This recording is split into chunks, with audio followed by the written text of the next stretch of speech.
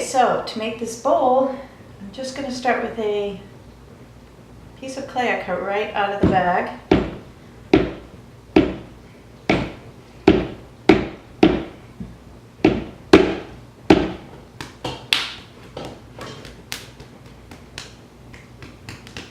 This process is so simple. It's just really clay and water in my hands, a few simple tools, and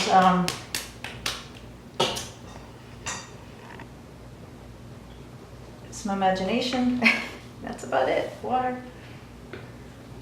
Okay, I'm throwing on a plaster bat. These bats are Hydro Bats by Mark Luters, which I love, out of the ceramic shop in Pennsylvania. And the reason I like them is because the clay will dry and pop off at the end. I don't have to undercut and risk cutting through the bottom.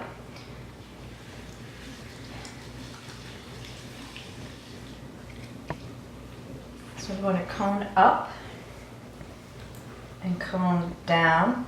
This helps wedge the clay and centers the clay. So it gets all the particles kind of going in the same direction, doing all the same thing.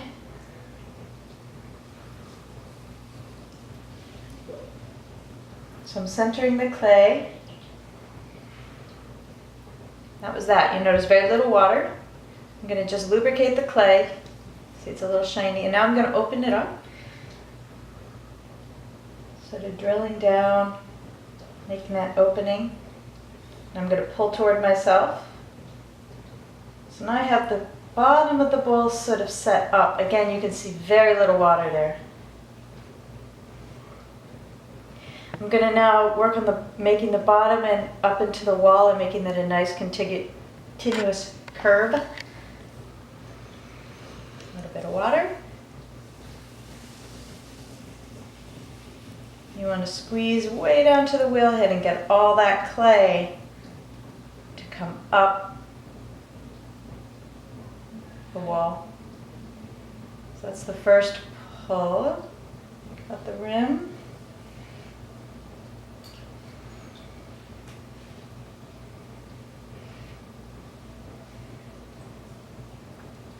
I want to get my fingers way down in here and get all of that clay, a little bit of under, squeeze under to get that clay to come up. That's where it's thickest, so I'm squeezing pretty hard here. And as I get up, I'm going to just let off the pressure just a bit. Keep the walls even, leaving a little bit extra on the rim, like that. Another pull.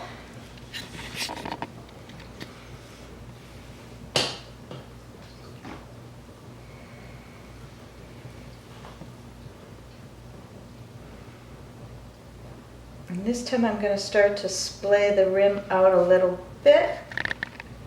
Give myself the direction of the curve.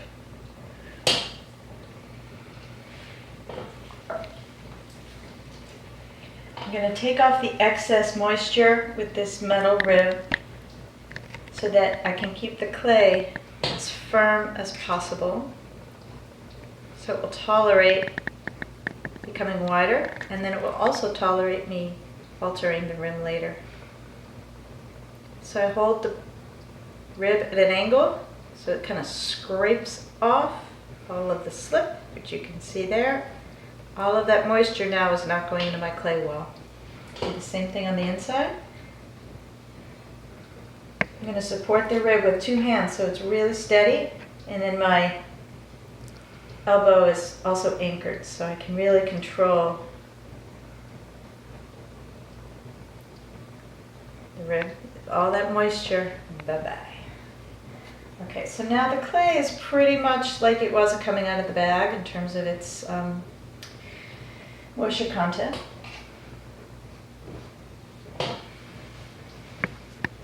And because it's that way, I can really now manipulate the clay and give it some organic shape.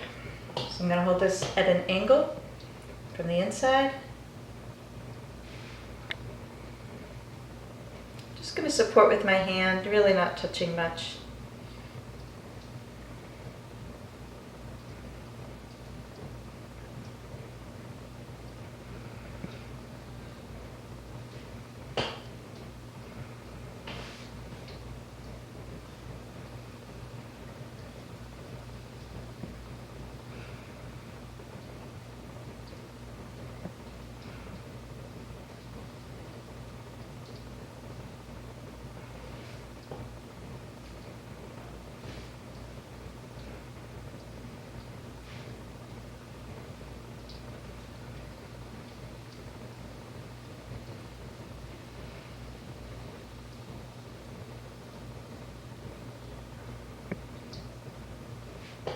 So you can really see how far I can push the clay now.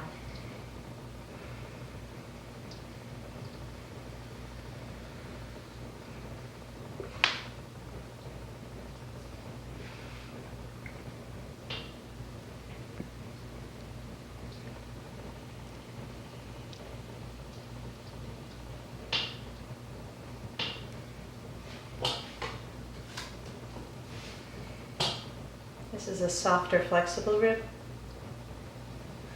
so I can get rid of some of those throwing lines and make it just a little bit softer in appearance. I'm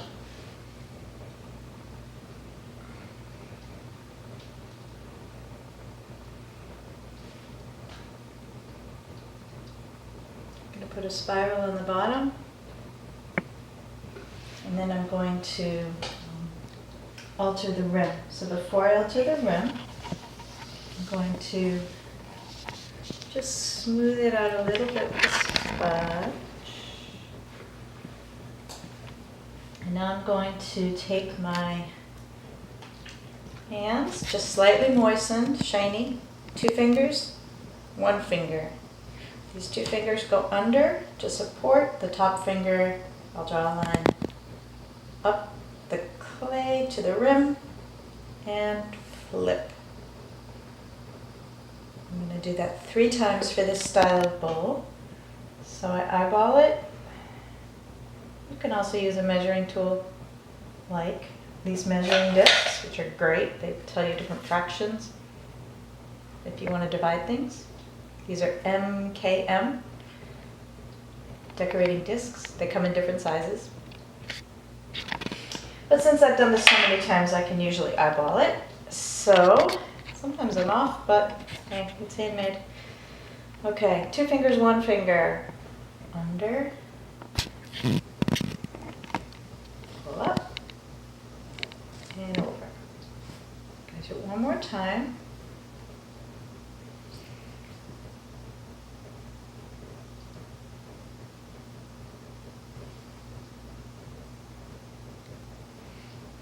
Take out some of the clay from the foot, which I'll trim out later.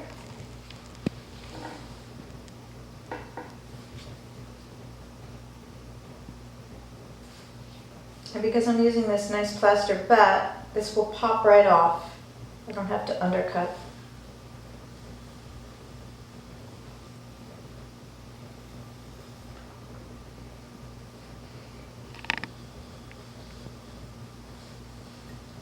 There, and so when I turn it over, I can grab right into this little notch and hold it and turn it over.